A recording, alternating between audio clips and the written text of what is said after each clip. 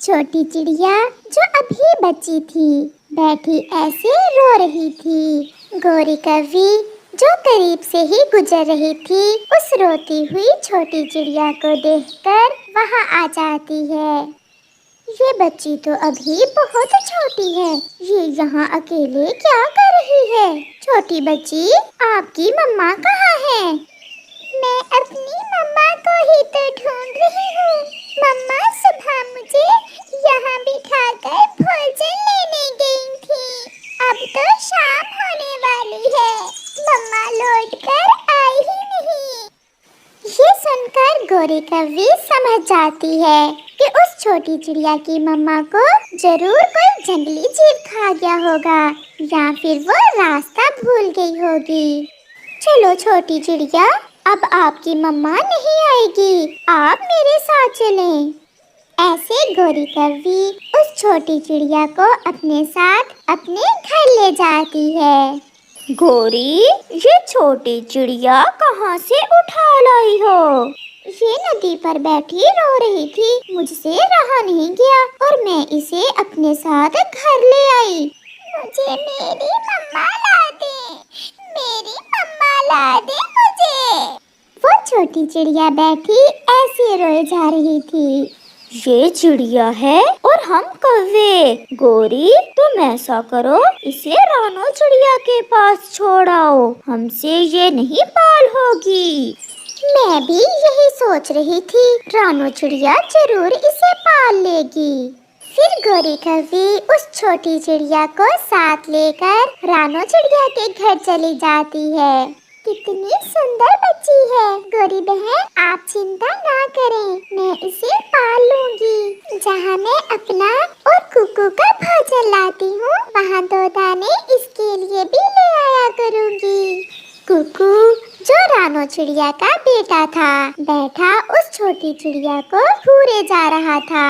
अब मैं चलती हूँ, कालू मेरा इंतजार कर रहा होगा।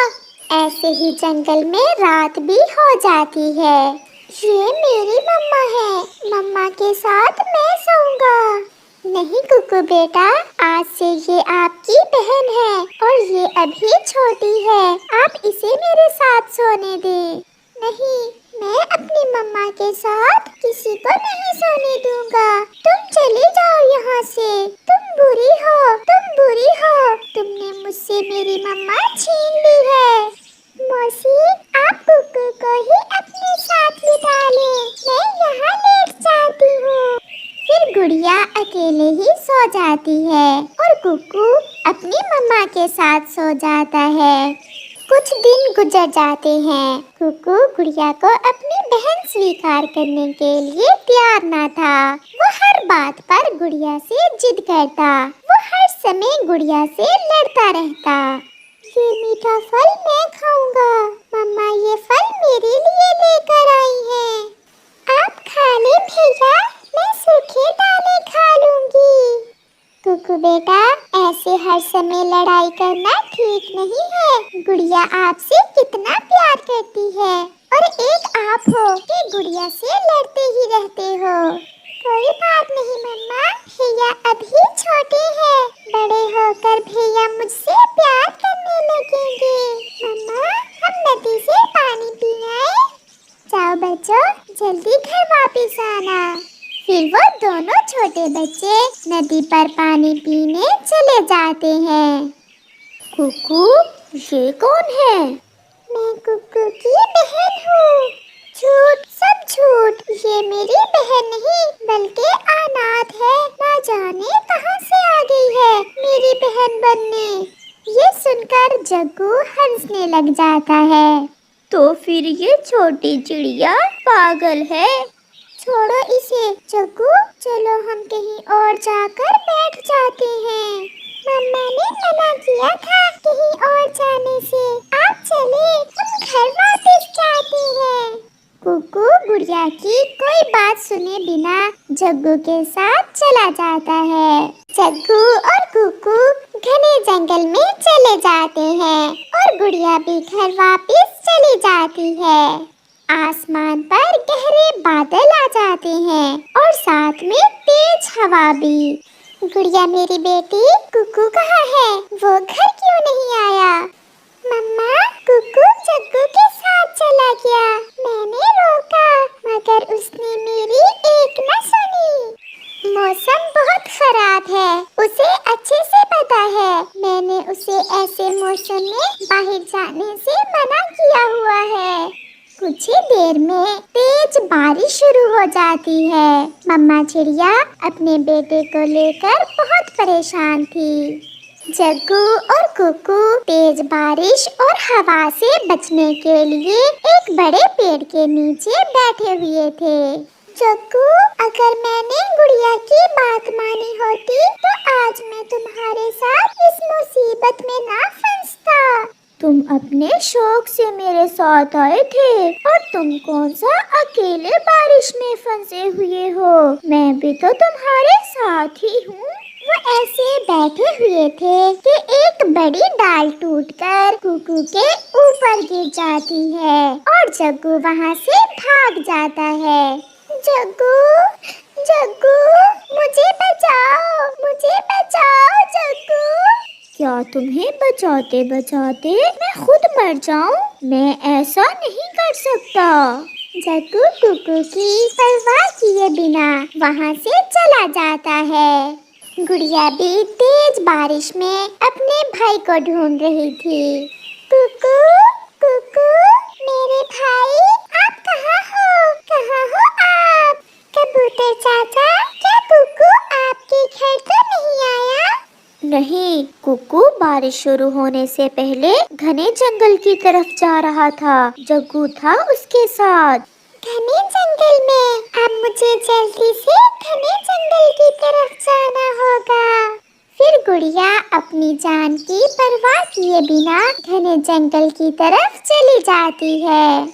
बचाओ, बचाओ, कोई मुझे बचाओ, मैं मर जाऊंगा। गुड़िया कुकू की आवाज सुन लेती है।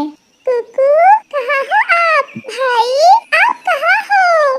यहाँ मैं टूटी हुई बड़ी डाल के नीचे हूँ। गुड़िया तुरंत वहाँ जाती है और कुकू को बड़ी डाल के नीचे से बाहर निकालती है। कुकू बहुत घायल हो गया था, उससे तो उड़ भी नहीं हो पा रहा था। गुड़िया कुकू को उठाकर घर वापस जाती है। अपने बेटे को देखकर रानो चिड़िया बहुत खुश हो जाती है। आप कहाँ थे मेरे बच्चे? और ये चोट कैसे लगी आपके? मम्मा, मैं जग्गू के साथ घने जंगल में चला गया था और फिर वहाँ ये सब हुआ और मम्मा, जग्गू मुझे मरने के लिए छोड़कर वहाँ से भाग गया। मम्मा, वो डाल बहुत बड़ी थी। गुड़िया मेरी बहन, मुझे माफ कर दो।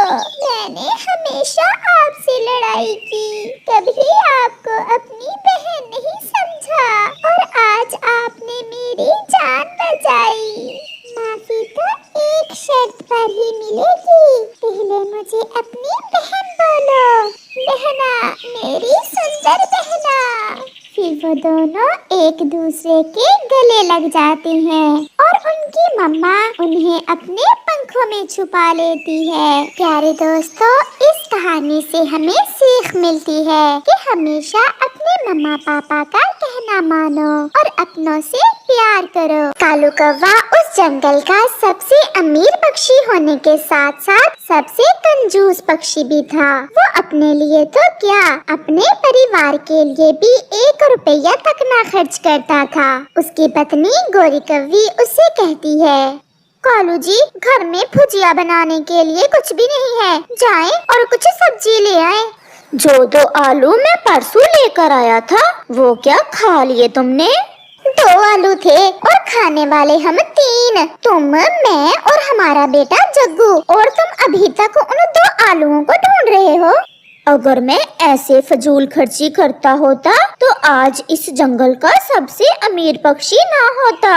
क्या फायदा मुझे तुम्हारे अमीर होने का? एक दिन भी ना ढंग का खाया और ना ढंग का पहना। अच्छा अच्छा, ज्यादा बातें ना सुनाओ, मैं सब्जी ले आता हूँ। पापा, पापा, मेरे लिए चॉकलेट भी लेते आना। ना ना बेटा, चॉकलेट नहीं खाते, मीठा खाने से दांत खराब हो जाते हैं। परंतु मेरे दोस्तों के तो नहीं होते। चुप कर जा जग्गू बेटा, कहीं ऐसा ना हो कि तुम्हारे कंजूस पापा सब्जी भी न लाएं। फिर कालू कौवा सब्जी लेने चला जाता है।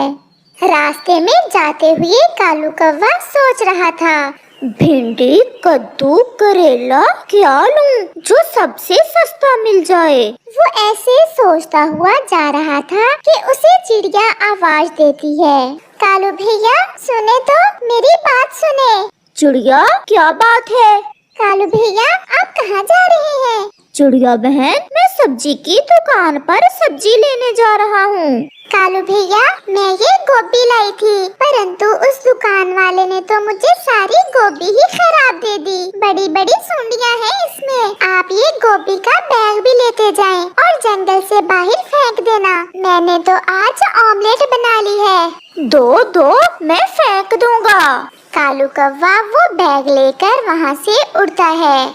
क्यों ना ये गोभी ही मैं घर ले जाऊं, खराब है तो क्या हुआ, है तो सब्जी ही। और गोरी को कौन सा पता चलेगा कि गोभी खराब है या नहीं। उसकी तो वैसे भी नजर कमजोर है, कौन सा सुंडियां नजर आएंगी उसे। ऐसे सोचते हुए कालू कौवा वो गोभी का बैग लेकर अपने घर चला जाता है।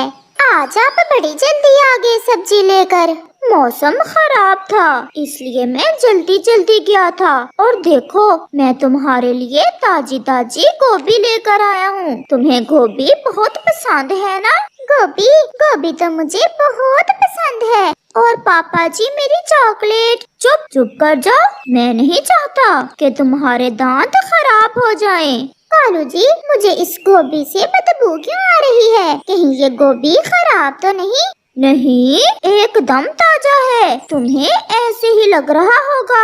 चलो बनाओ अब गोभी और सब मिलकर खाएंगे। फिर गोरी कौवी गोभी बना लेती है, जिसे वो सब खा लेते हैं।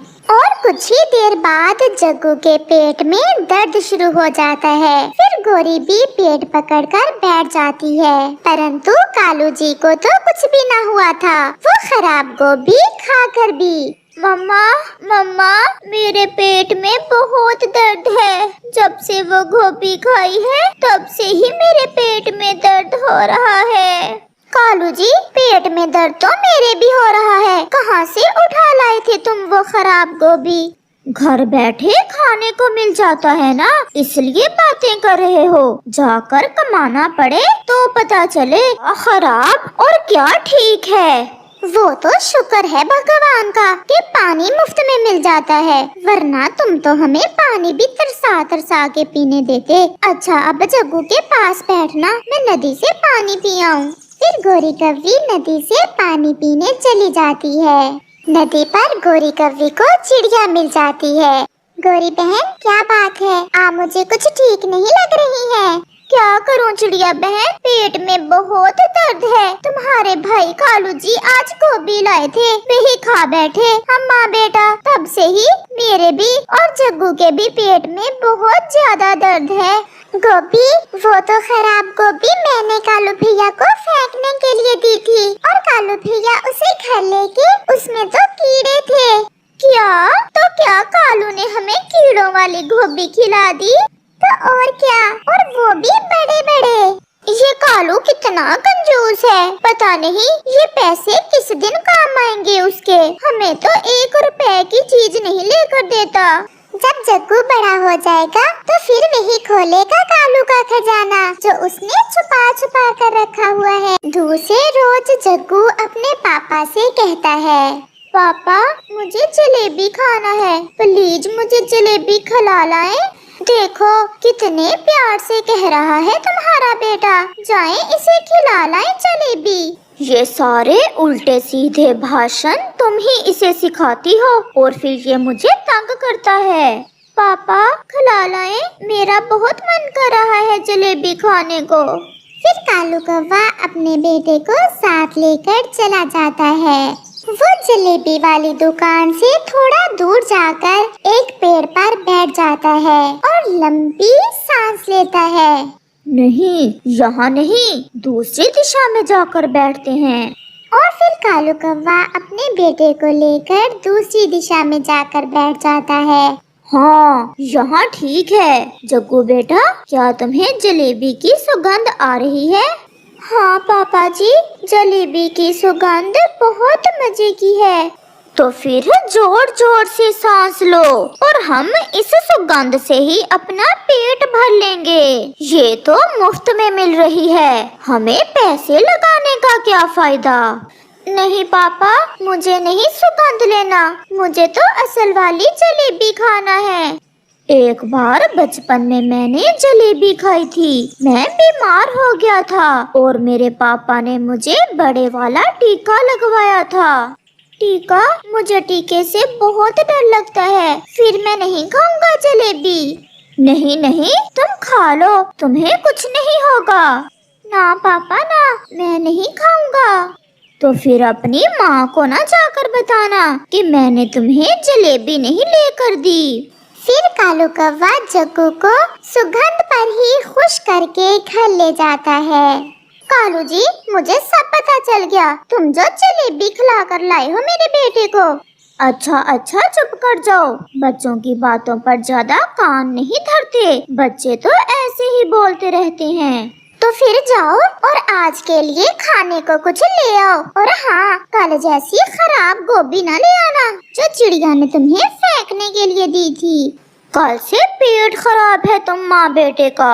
मेरी मानो तो आज कुछ भी ना खाओ। अगर कुछ खाना ही है तो बाहर की ताजा हवा खा लो, उससे तुम्हारा पेट भी ठीक हो जाएगा।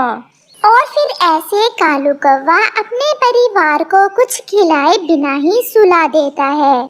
20,000, 30,000 और ये हुए पूरे 60,000। अब अगर मैं इस महीने भी बचत कर लूं तो पूरा लाख होने में 2 महीने ही लगेंगे। ऐसे पैसे गिनते गिनते कालू कौवा सो जाता है। सब सोए हुए हैं, सब सोए हुए हैं। मैं ये सारे पैसे ही चुरा लेता हूँ और फिर मैं जंगल का सबसे अमीर पक्षी बन जाऊंगा। भागो यहाँ से, मैं अपने पैसे तुम्हें चुराने नहीं दूंगा। मैं अपने पैसे तुम्हें चुराने नहीं दूंगा। भागो चोर कहीं के। कालू, क्या हुआ है? क्यों ऐसे चला रहे हो? ये एक सपना था, बहुत बुरा सपना देखा मैंने। कोई मेरे सारे पैसे चुरा कर ले जाने वाला था। अगर दिन में हर समय पैसों के बारे में ही सोचते रहोगे तो फिर सपने भी पैसों के ही आएंगे। चुप करके सो जाओ और हमें भी सोने दो। दूसरे रोज कालू कौवा नदी पर बैठा हुआ था कि वहाँ एक पक्षी आ जाता है। कालू कौवे, मुझे पता चला है कि तुम इस जंगल के सबसे अमीर पक्षी हो। मेरी पत्नी बहुत बीमार है, मुझे कबूतर ने तुम्हारे पास भेजा है। मेरी थोड़ी मदद कर दो। किसने भेजा है तुम्हें? कबूतर ने? तो उसने खुद क्यों नहीं तुम्हारी मदद कर दी? कबूतर भी वहाँ आ जाता है।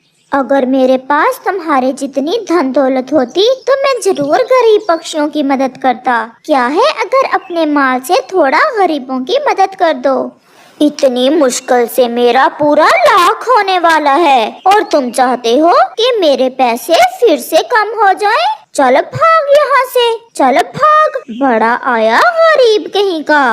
ऐसे कालू कौवा उस गरीब पक्षी को वहाँ से भगा देता है। कालू, एक ना एक दिन देख लेना, ये तुम्हारी दौलत तुम्हारे किसी काम नहीं आएगी, क्योंकि तुमने ना तो अपने बेटे को अच्छी तालीम दी है और ना ही अपने परिवार को उनका हक दिया। भूखे मारा है तुमने गोरी और जग्गू को। इसीलिए तो मैं तुम्हारी तरह एक गरीब पक्षी नहीं हूँ। ऊंचे ऊंचे पक्षियों से संबंध है मेरे। ये लो गोरी, मैं आज एक अंडा ले आया हूँ, बड़ी मुर्गी का है। इसमें से आधा बना लो और आधा कल बना लेना। गोरी कौवी कर भी क्या सकती थी, वो चुप रहती है और रोती है उस दिन को जब उसका बिहार कालू कौवे से हुआ था। उस रात फिर से कौवा डरकर शोर शुरू कर देता है। बचाओ बचाओ, चोर चोर चोर, मेरे घर में चोर है। ऐसे अब तो कालू कौवे को रात को नींद भी ना आती थी और कई रातें ना सोने के कारण अब कालू कौवा बीमार हो गया था। प्यारे दोस्तों, इस कहानी का अगला भाग देखने के लिए कल तक इंतजार करें और ये वाला भाग आपको कैसा लगा है हमें कमेंट करके जरूर बताएं।